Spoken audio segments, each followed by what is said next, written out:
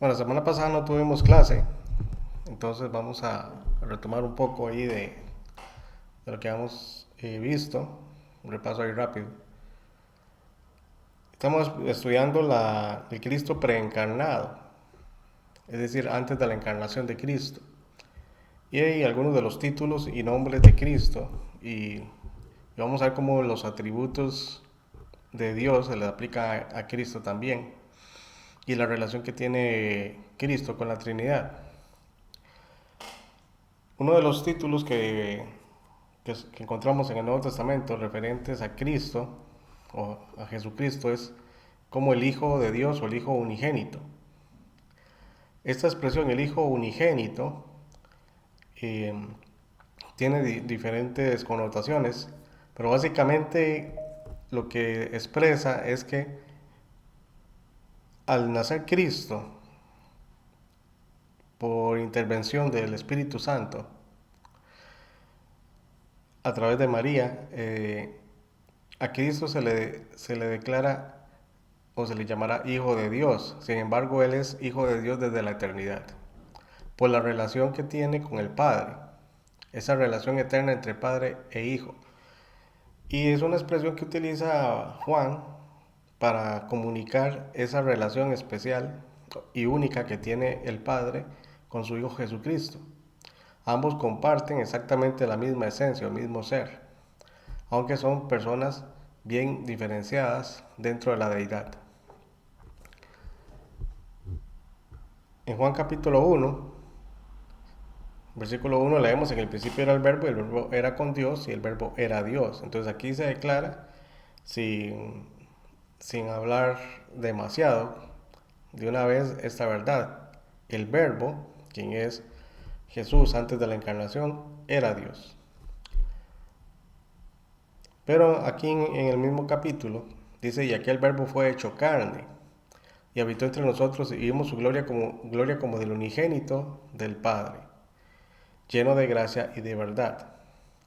Ahora, esta gloria, la gloria como del unigénito del Padre, es la misma gloria de Dios. Y aquí se sacamos los dos atributos, gracia y verdad, que también le pertenecen a Dios. Ahora, aquí el verbo dice que fue hecho carne. Tenemos que entender algo, que Cristo, Él se sujeta al Padre, y Él, para cumplir con el plan de Dios de redención, Él está dispuesto a encarnarse. Ahora, Dios es quien prepara el cuerpo por intervención del Espíritu Santo en María. Sin embargo, Jesús, o sea, el Verbo, también participa de la encarnación, no tanto como una forma activa, pero sí en cuanto a lo que representa el cumplimiento de la voluntad del Padre. Vamos a ir a un pasaje donde se habla de que Cristo,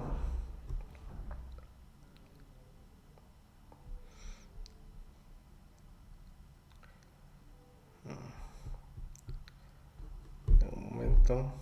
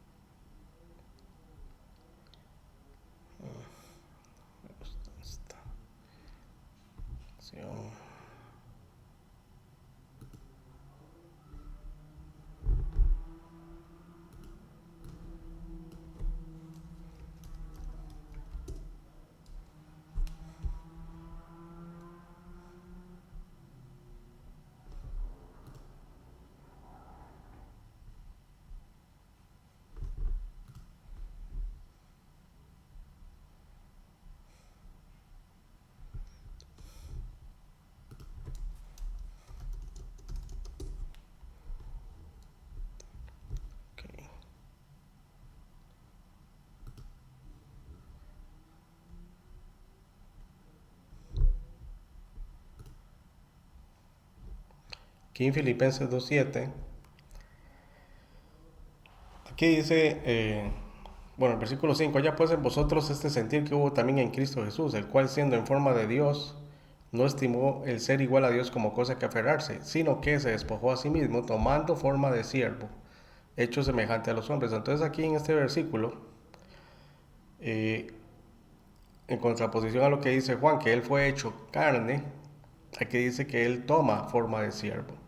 O sea, Cristo también participa en la encarnación o su encarnación de manera voluntaria y de manera activa. ¿Por qué de manera activa? ¿Cómo es que él toma forma de siervo? Porque él viene a ocupar el cuerpo. El cuerpo es preparado por el Padre, por acción del Espíritu Santo, y Cristo viene a ocupar el cuerpo en el vientre de María. Y ese cuerpo, que es su humanidad, no le va a conferir nada nuevo en cuanto a su deidad, porque sigue siendo Dios. Lo único nuevo aquí es que él adquiere una naturaleza humana. Eso es la única diferencia. Y esa naturaleza humana se distingue de el resto de la humanidad por el simple hecho de que no tiene pecado. Es el único detalle.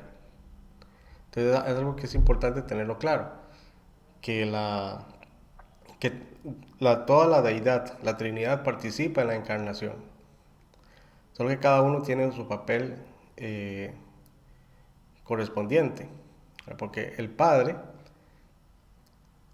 es el que envía al Espíritu para que María pueda concebir y siendo el cuerpo gestado en el vientre de María, Cristo ocupa ese cuerpo. Entonces ahí vemos la encarnación de Cristo y este pasaje donde dice que él toma o se despoja a sí mismo tomando forma de siervo, no significa que él se despoja de su deidad. Él lo que se está es despojando momentáneamente de su posición allá en el cielo, a la diestra del Padre, para venir a ejercer su ministerio como siervo o como hijo de Dios o el hijo unigénito. Y dice, estando en la condición de hombre, por eso cuando habla aquí de la forma de siervo se refiere a la condición de hombre, dice, se humilló a sí mismo, haciéndose obediente hasta la muerte y muerte de cruz, por lo cual Dios también le exaltó hasta lo sumo y le dio un nombre que es sobre todo nombre. Ahora, el hijo unigénito implica que él es igual al Padre en todo aspecto. Por eso los judíos a Cristo lo querían matar, ¿verdad? Porque él se hacía igual a Dios. Ellos entendían que cuando él hablaba como hijo de Dios, o él decía que era el hijo de Dios, o que él era el uno con el Padre, o que él ha venido del Padre, entonces ellos entienden claramente que al venir de Dios, él es igual a Dios. Y eso es lo que para ellos era una blasfemia, que Cristo afirmara o implicara en sus palabras que él era igual a Dios. Con lo cual está diciendo, él es Dios. Ahora, cuando se habla aquí que él es unigénito, o sea, es el único en su clase, es el único que ha sido engendrado por el Padre. No hay otra persona, otro ser humano que haya sido engendrado por el Padre. Entonces, hay que hacer una distinción en lo que es ser hijo de Dios, o sea, el hijo de Dios, quien es Jesucristo, y los hijos de Dios, que vienen a ser hijos de Dios por adopción y a través del nuevo nacimiento. Entonces ahí es donde sí tenemos que distinguir, porque no se es hijo de Dios de la misma manera que lo fue Cristo, sino que se es hijo de Dios o se llega a ser hijo de Dios a través de la fe en Cristo.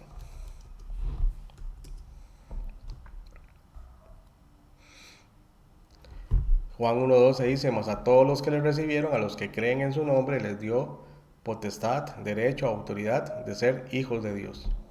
Entonces es importante entender esto, ¿verdad? Que el ser hijo de Dios es un derecho que otorga Dios a la persona, al creyente, a los que creen en su nombre, a los que creen en la persona de Cristo.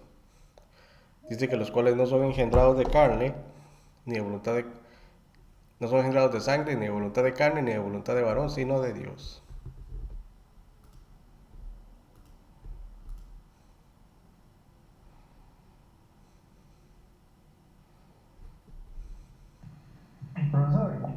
Sí, ¿Puedo hacer una pregunta? sí, claro. Eh, ¿Podría, podría referirse o ampliar un poco más este concepto de participación activa o pasiva en la encarnación? Eh, creo que también eso tiene que ver con el versículo que leíamos anteriormente, Filipenses en el 7 si no me equivoco. Ajá.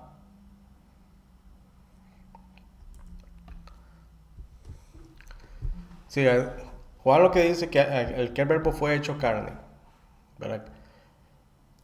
Y lo sabemos, ¿verdad? Cuando estudiamos Lucas, que cuando el ángel se le presenta a María, él explica, ¿verdad? Que el Espíritu Santo iba a venir sobre ella y que iba a concebir en su vientre. Entonces, ¿qué es lo que está haciendo el Padre?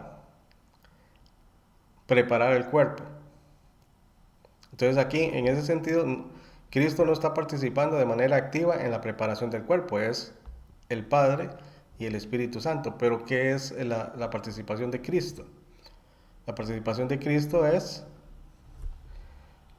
tomar el cuerpo, tomar la forma de siervo.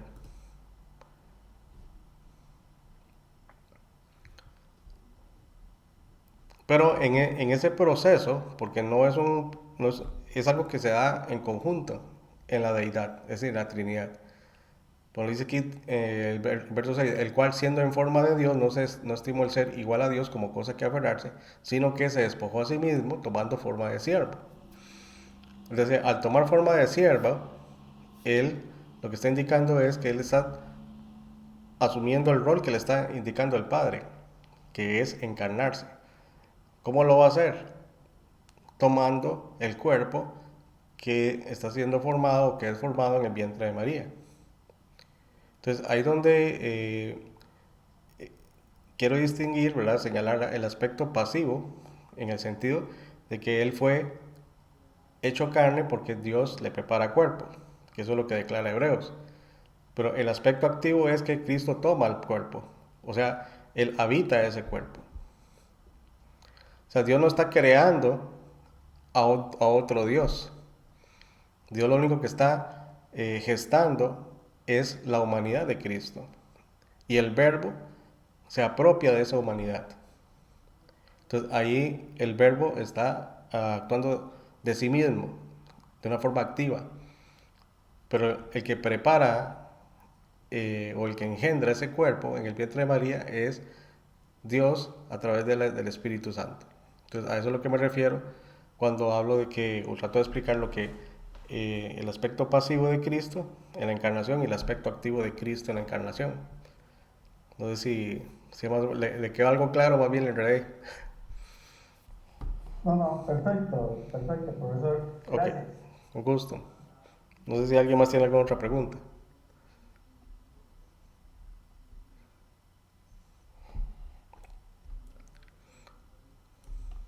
Ok. Entonces estábamos hablando de que los hijos de Dios, o sea, Jesús es el Hijo de Dios, o sea, por derecho propio, por una intervención directa del Padre. Pero en el sentido de ser hijo de Dios, en el caso del creyente, es a través de otra vía, que es el nuevo nacimiento. Porque el nuevo nacimiento, o para entrar o que se opere el nuevo nacimiento, tiene que haber fe. O sea, creer en Cristo. Para que entonces el Espíritu Santo opere en la persona que cree y de vida. O sea, de vida espiritual. Dice, más a todos los que le recibieron, ¿cómo le reciben? Creyendo en su nombre. Es decir, a los que creen en su nombre. ¿Cuál es el resultado de recibir a Cristo o al Verbo creyendo en su nombre? Que Dios les da potestad de ser hechos hijos de Dios. Les da el derecho de ser hechos hijos de Dios.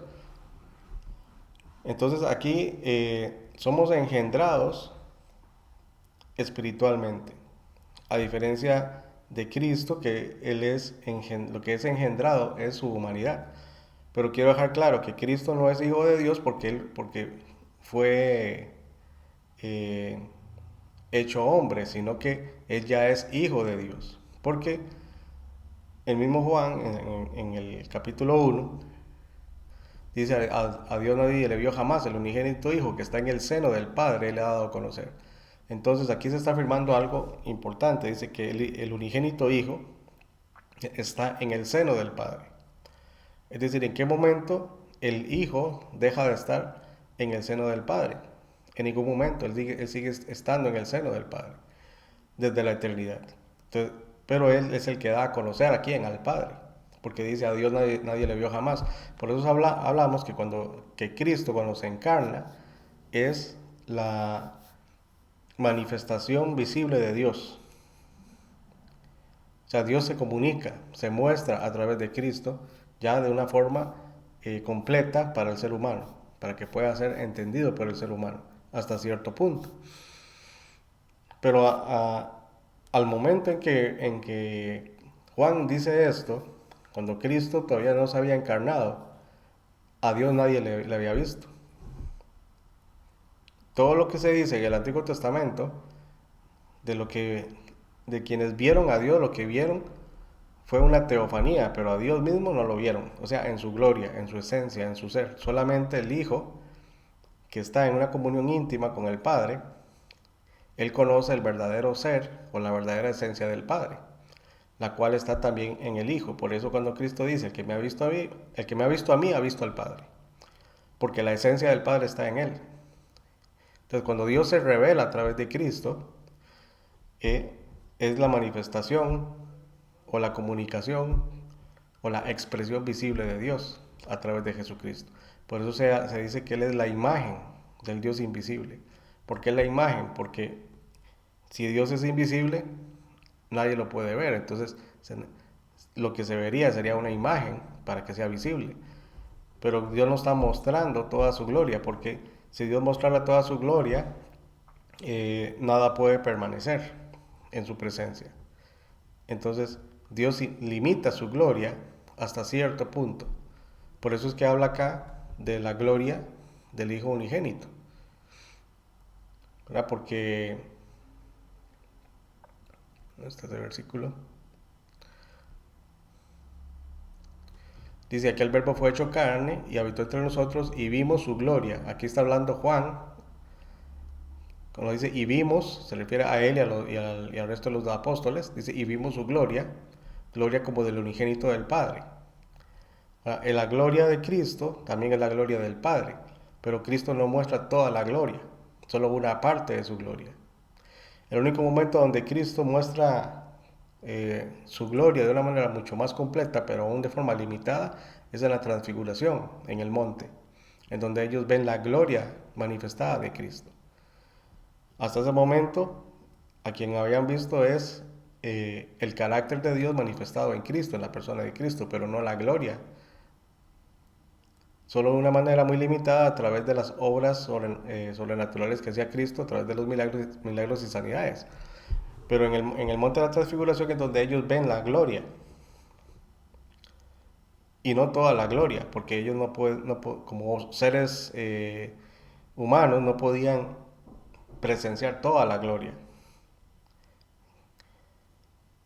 Pero ¿cómo ven la gloria ellos? ¿Cómo veían los discípulos la gloria de Cristo? A través de la gracia y la verdad que Cristo comunicaba. Es decir, la esencia de su carácter. Y la manifestación del poder de Dios a través de Cristo haciendo prodigios y milagros.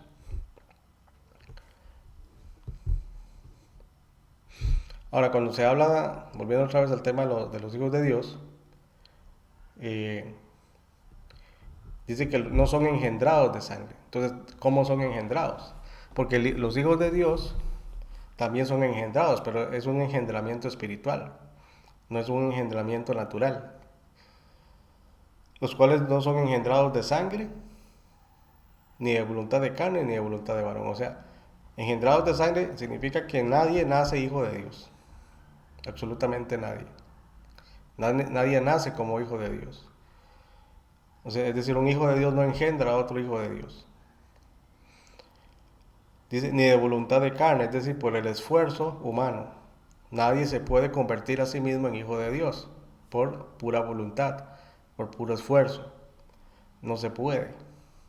O sea, nadie tiene la capacidad de hacerse a sí mismo hijo de Dios. Dice, ni de voluntad de varón, es decir, por injerencia o por autoridad de otro ser humano. Nadie puede, o ningún otro ser humano puede declarar a otro ser humano hijo de Dios. Entonces, ¿quién es el único que tiene derecho de engendrar un hijo? Un hijo de Dios, solo Dios. Por eso dice aquí, los cuales no son engendrados sino de Dios. O sea, todo hijo de Dios y toda hija de Dios es engendrado de Dios mismo por la obra del Espíritu Santo en el espíritu de la persona que le da vida, porque el espíritu está muerto. Entonces, al darle vida, entonces, al comunicarle vida, ahora tiene ya la vida de Dios en su ser. Y por lo tanto, es declarado hijo de Dios. Y eso viene por creer en el nombre de Jesucristo. No sé si hay alguna pregunta o comentario.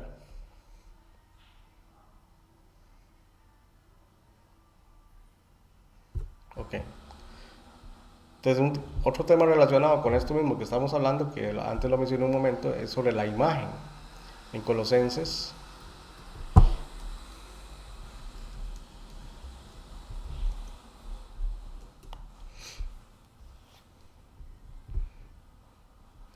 que hay dos versículos clave con respecto a este tema, ¿verdad? Que es Colosenses capítulo 1 y Hebreos capítulo 1, que ahí se habla de la imagen de Cristo, o la imagen del Dios invisible.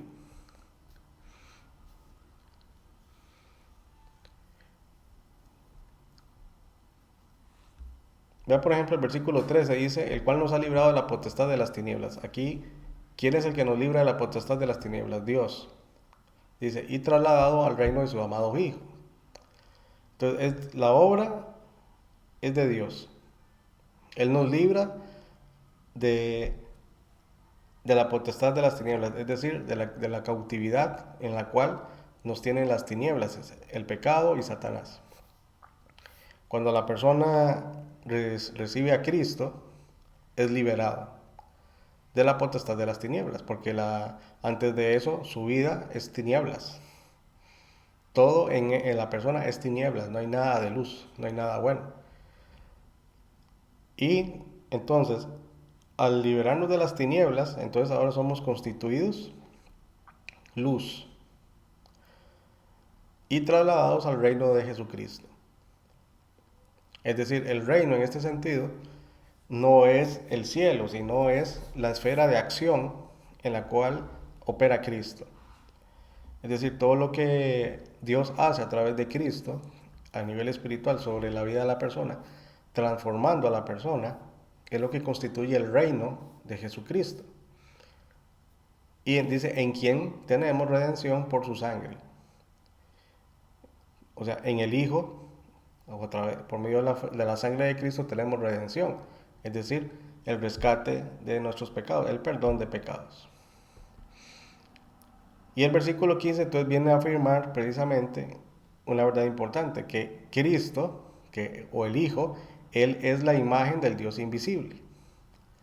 Y esta expresión, la imagen del Dios invisible, es precisamente que cuando Cristo se encarna, entonces se hace visible, o sea, Dios ahora es visible para todos.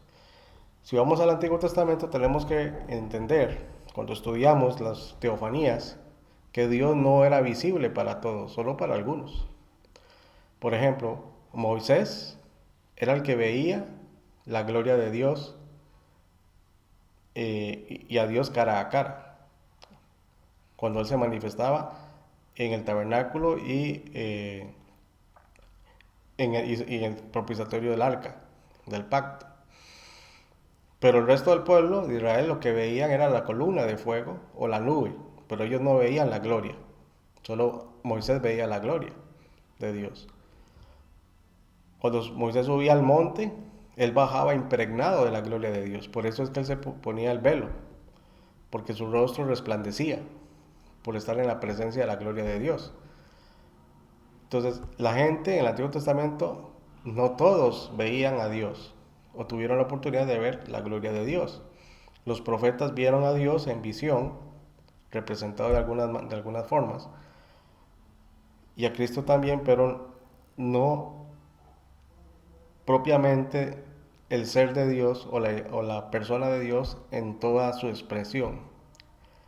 Pero cuando Dios se encarna, o sea, el verbo se encarna y se hace eh, presente en el mundo, de manera que toda persona de aquel tiempo pudiera interactuar con Cristo, sin saberlo ellos, excepto por los que creían en Cristo, Él es Dios visible, ya no Dios invisible. Y no solo eso, sino que ya no es el Dios que está oculto, porque por eso es invisible. O sea, al ser invisible Él está oculto de la vista de todos los demás, pero ahora ya no está oculto, ahora está visible para todo el mundo. Dice, y esta imagen del Dios invisible o esta manifestación visible de Dios es el primogénito de toda creación. Y aquí la palabra primogénito, que la malinterpretan algunos grupos, y dan a entender que Él es el primero, es el criado, lo cual es una declaración falsa. Aquí lo que está utilizando la palabra primogénito es para referirse que Él es el que tiene todo el derecho y autoridad sobre la creación, porque es su herencia. Hay que recordar que en el Antiguo Testamento el primogénito recibía doble porción de su herencia. Por eso cuando Pablo habla aquí que Él es el primogénito de toda creación, o sea, el que tiene derecho a toda la creación, es toda la creación y en doble porción. ¿Por qué doble porción? La porción espiritual o celestial y la porción material o natural, porque el verso 16 dice, porque en Él fueron creadas todas las cosas, las que hay en los cielos y las que hay en la tierra. Entonces ahí está la doble porción. ¿Cuáles cosas? Él tiene derecho sobre cuáles cosas, las que hay en los cielos, todas, porque en Él fueron creadas todas las cosas. Y también todas las que hay en la tierra. No hay nada que quede excluido de ese derecho. Él tiene todo el derecho. Pero ¿cuándo va a tomar o ejercer ese derecho?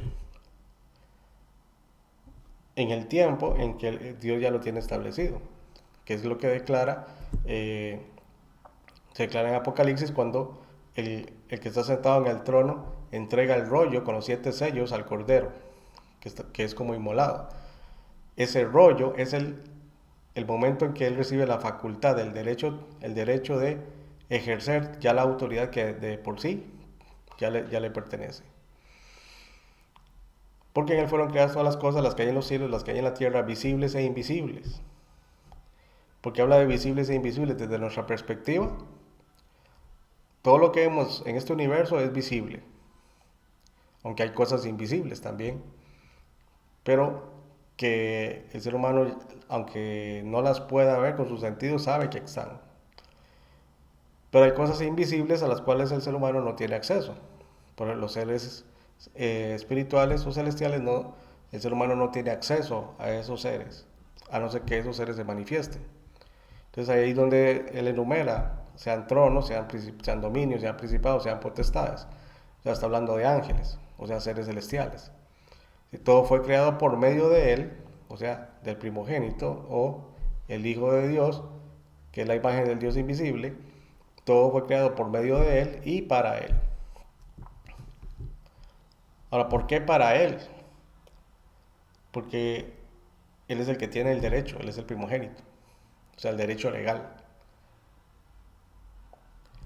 Dice, y él es antes de todas las cosas. Entonces, cuando aquí se afirma en el versículo 17 que él es antes de todas las cosas, entonces significa que ya desde la eternidad él era el Hijo, y desde la eternidad él es el primogénito. Dice, y todas las cosas en él subsisten. Entonces aquí hay varias cosas que hay que rescatar. No solamente él es el creador de todas las cosas, él es el que tiene el derecho y la autoridad sobre todas las cosas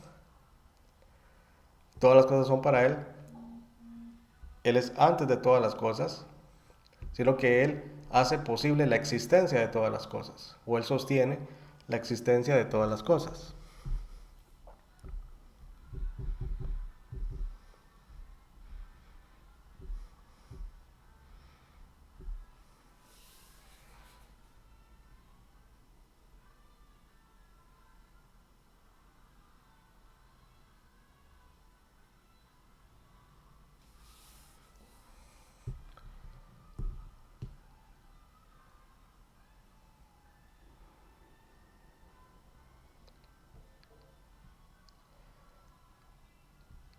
Ahora, ¿qué dice el verso 18? Y Él es la cabeza del cuerpo que es la iglesia, Él que es el principio, el primogénito entre los muertos, para que en todo tenga la preeminencia. Pero el tema que estamos desarrollando acá es con respecto a, a la imagen.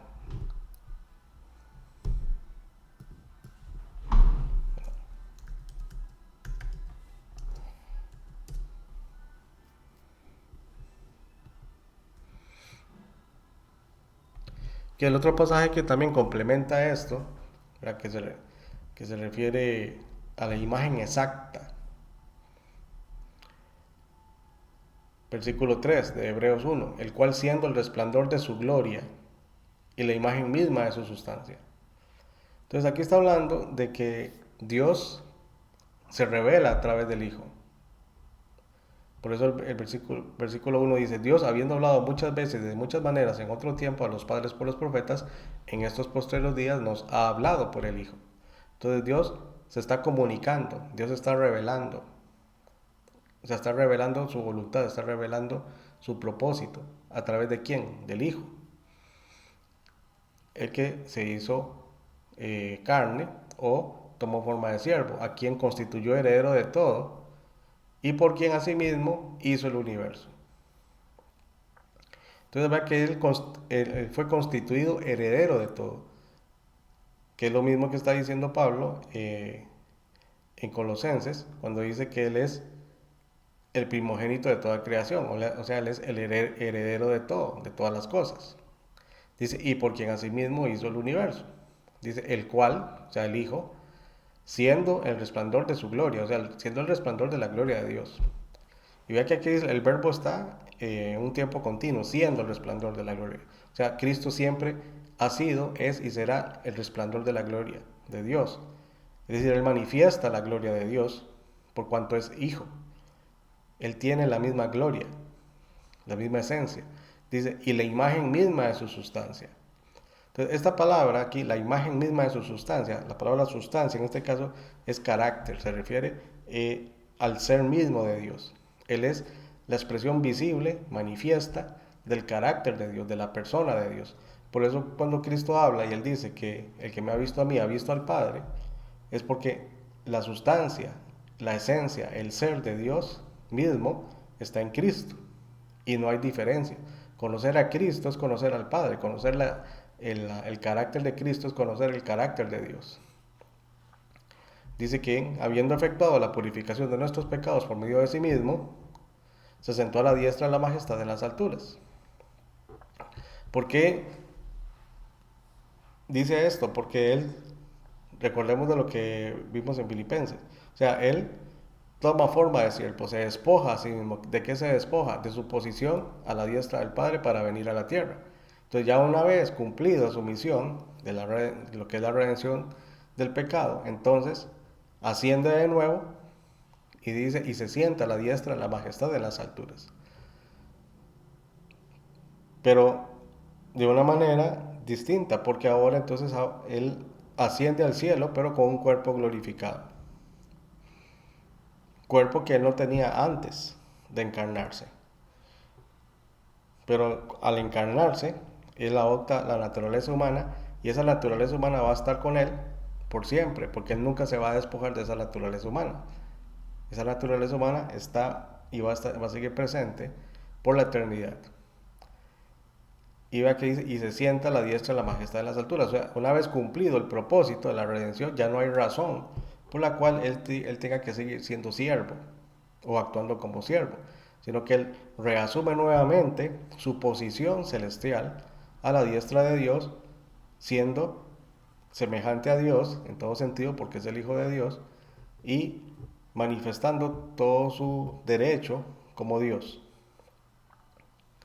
Por eso el versículo 4 dice, hecho tanto superior a los ángeles cuanto heredó más excelente nombre que ellos. Es decir, una posición mucho más alta en cuanto a autoridad y poder. Bueno, aquí habla nuevamente Schaeffer sobre el primogénito, que ya lo mencionamos, y ya explicamos lo que se refiere al primogénito, que él es el heredero de todas las cosas.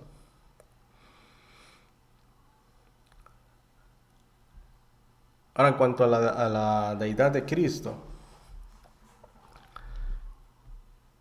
tenemos que entender que Cristo, al ser Dios, todos los títulos y nombres dados a Dios en el Antiguo Testamento se le aplican a Cristo también.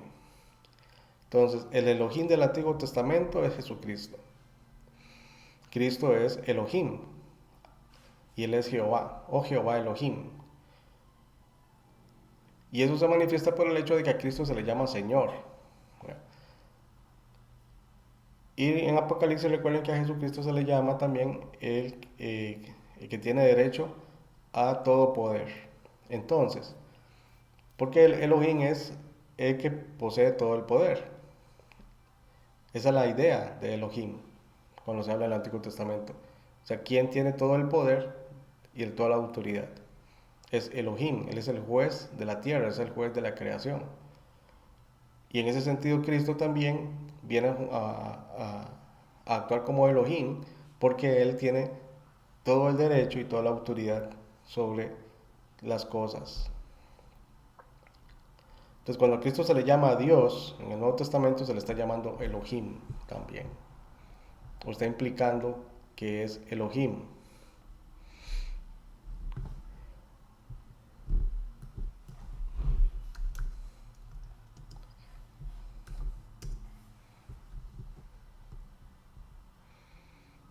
Por ejemplo, Tito 2.13 dice, aguardando la esperanza bienaventurada de la manifestación gloriosa de nuestro gran Dios y Salvador, Jesucristo.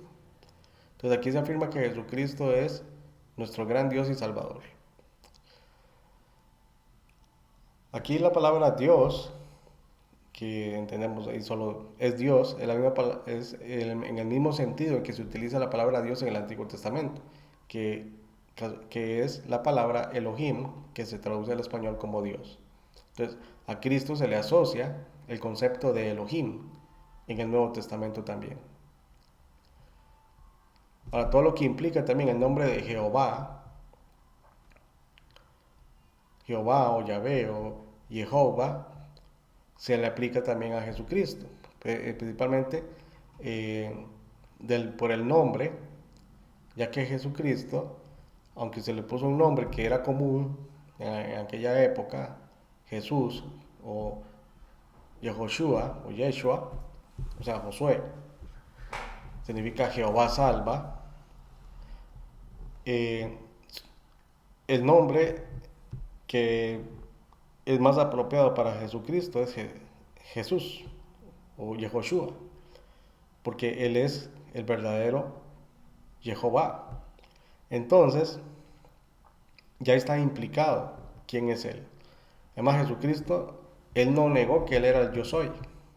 Que Jehová o Jehová es un nombre que implica la existencia presente de Dios y continua. O sea, el eterno yo soy.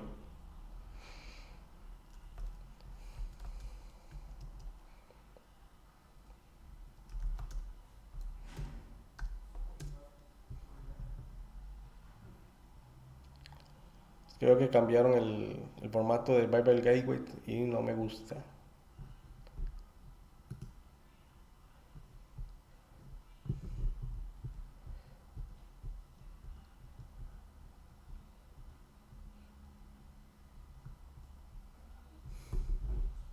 Vamos a ver.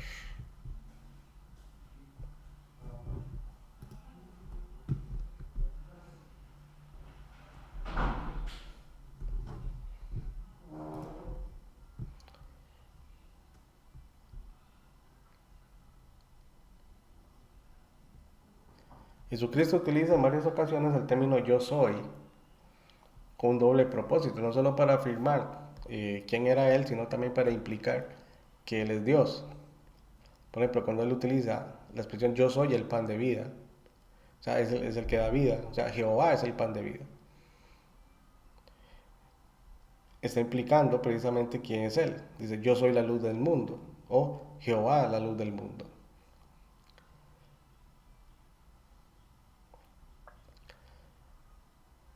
Y esta expresión fue lo que, digamos, llenó el vaso de los religiosos de aquel entonces, ¿verdad? Porque fue lo que hizo que él se ganara ya la enemistad completa de los judíos que no creían en él.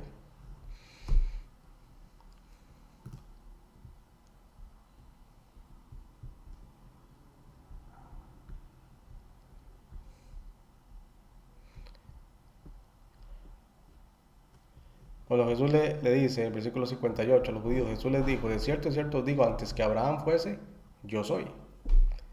Entonces dice, tomaron entonces piedras para arrojárselas, pero Jesús se escondió y salió del templo, y atravesando por en medio de ellos, se fue. O sea, ¿por qué ellos toman piedras? Porque ellos entienden que Jesús está implicando que él ya existía desde tiempos de Abraham, incluso desde antes de Abraham. Y por lo tanto, entonces ellos entienden claramente que él está blasfemando, desde la perspectiva del pensamiento de ellos. Sin embargo, Jesús está diciendo la verdad.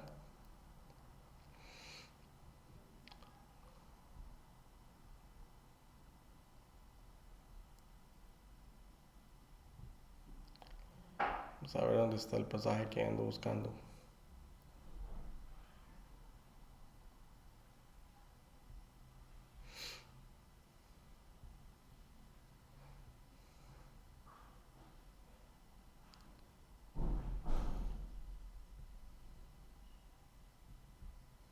Bueno, ok.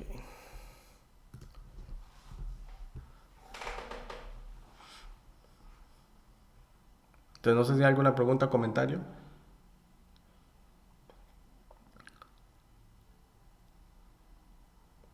con respecto a esto. Estoy haciendo como un repaso de lo que ya habíamos hablado para entrar a lo que son los atributos de Dios aplicados a Cristo.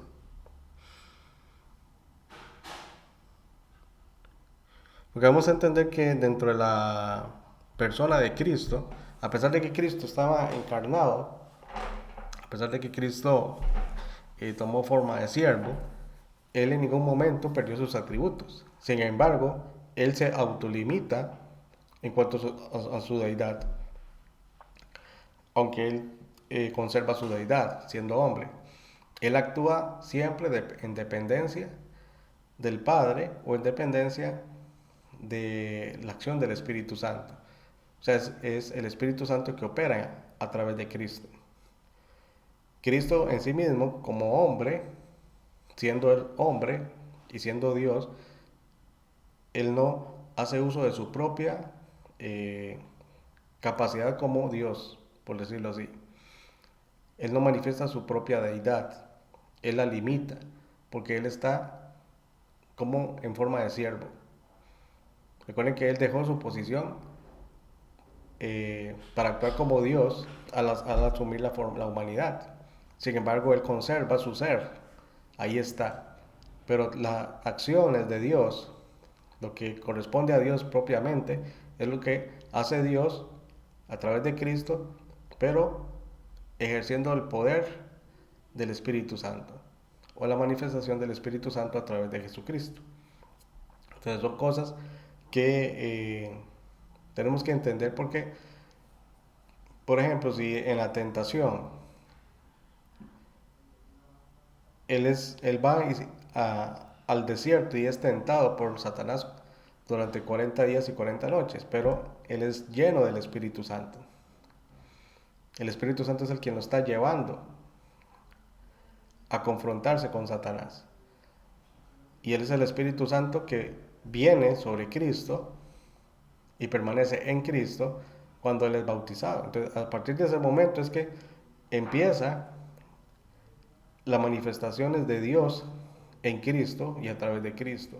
Pero antes del bautismo de Cristo, aunque Jesucristo es Dios y se manifiesta por el hecho de que Él creció en, en gracia y en sabiduría,